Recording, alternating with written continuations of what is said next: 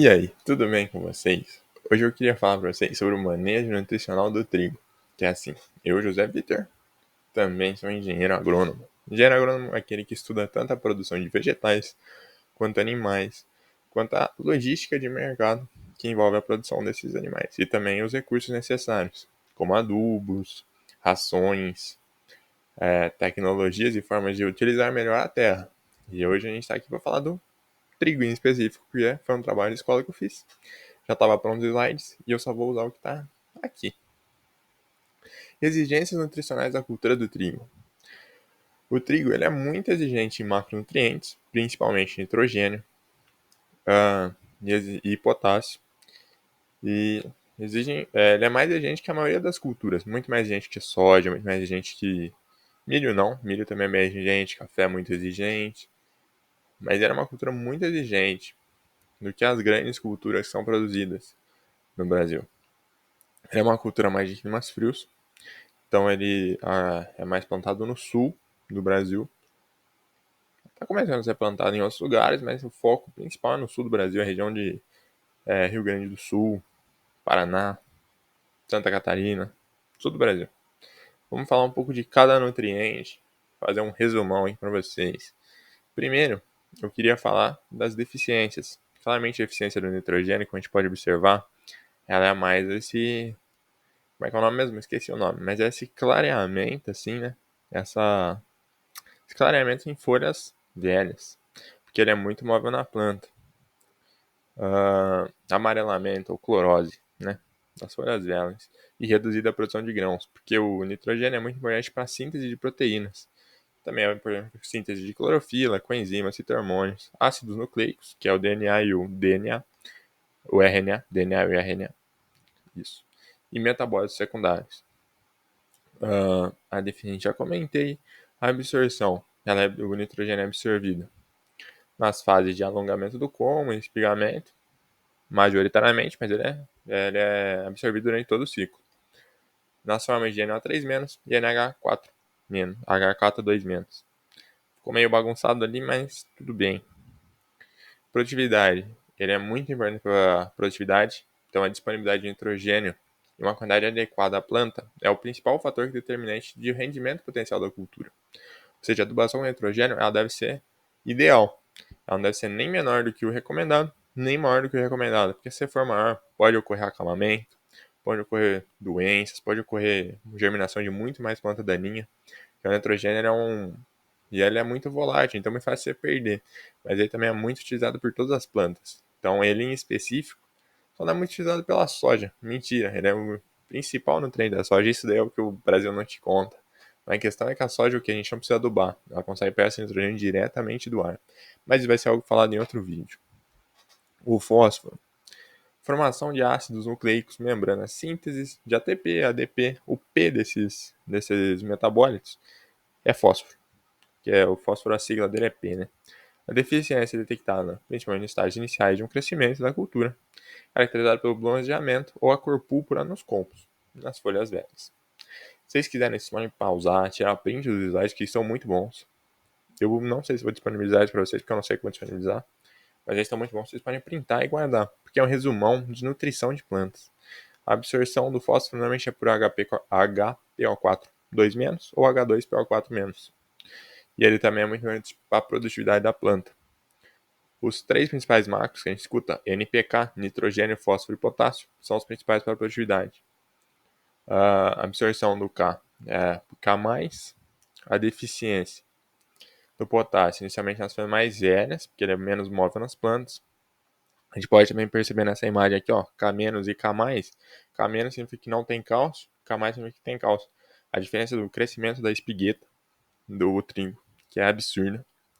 Ela atua na osmorregulação, ou seja, a concentração de água na planta e a resistência da planta do trigo à seca.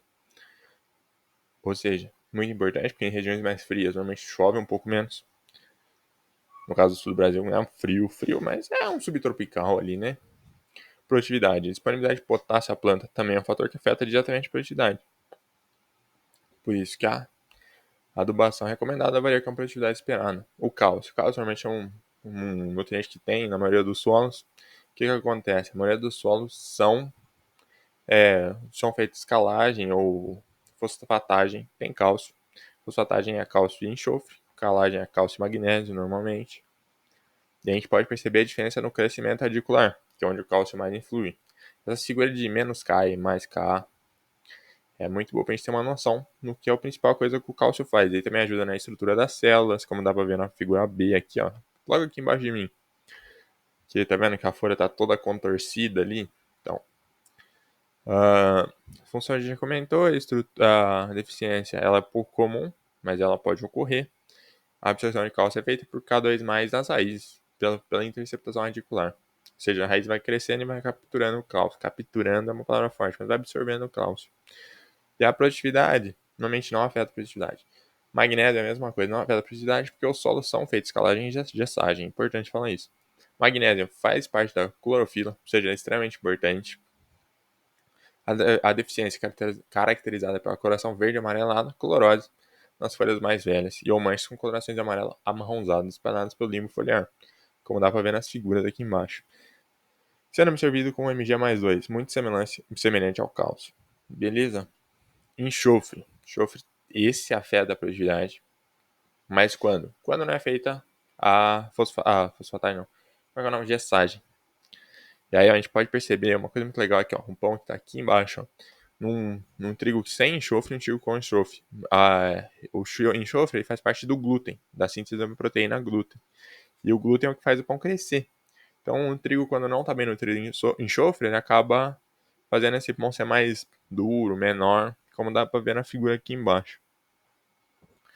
A deficiência caracterizada pela clorose generalizada das folhas mais novas, o avanço da deficiência de enxofre pode ocasionar amarelecimento generalizado das folhas do trigo. Beleza. O boro. Agora que a gente acabou os macronutrientes, a gente vai para os micronutrientes, que também são importantes. Se é nutriente, é importante, certo? Mas aí, ó, um pouco menos exigido pela planta. A importância é a mesma. A gente pode perceber a diferença de quando a planta está com boro e está sem o boro ali, nas espiguetas também. Dá para ver que elas ficam estranhas, né? Cresce menos, pá. Menor produção, sempre. É um nutriente que pode apresentar deficiência em solos mais arenosos, principalmente, pela lixiviação. O boro tem uma função associada à biossíntese de carboidratos, estabilidade da membrana celular. Resumidamente, ele é um pouco parecido com o cálcio. Não é exatamente igual, mas é parecido.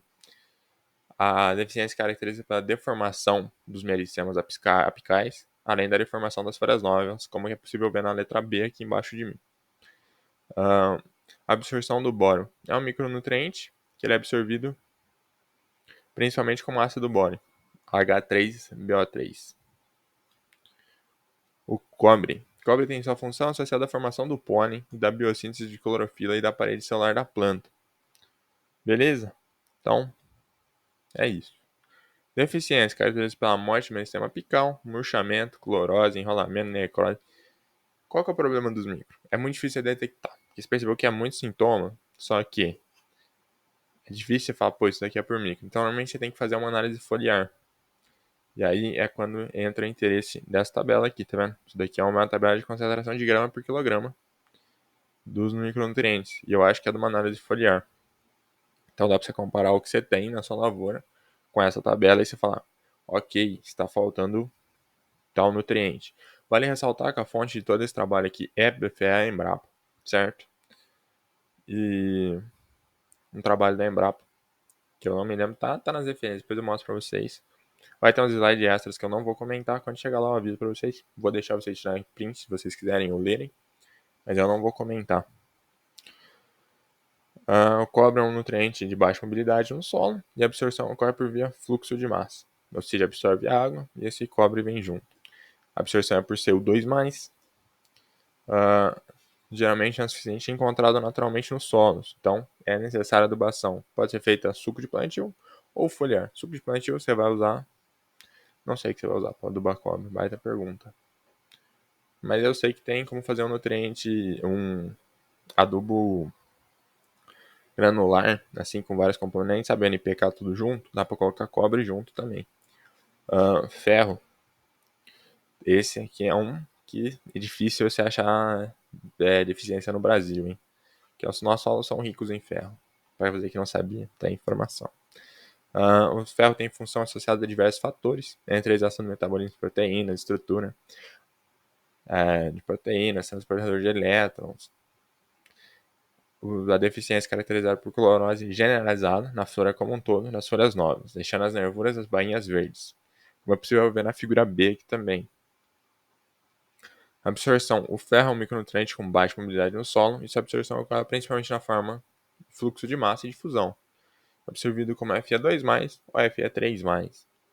Produtividade. Em geral, esse elemento é abundante, encontrado nos solos, foi o que eu já falei, porque são solos ácidos, só que aquilo, a calagem reduz a disponibilidade, que é um problema, vamos dizer assim.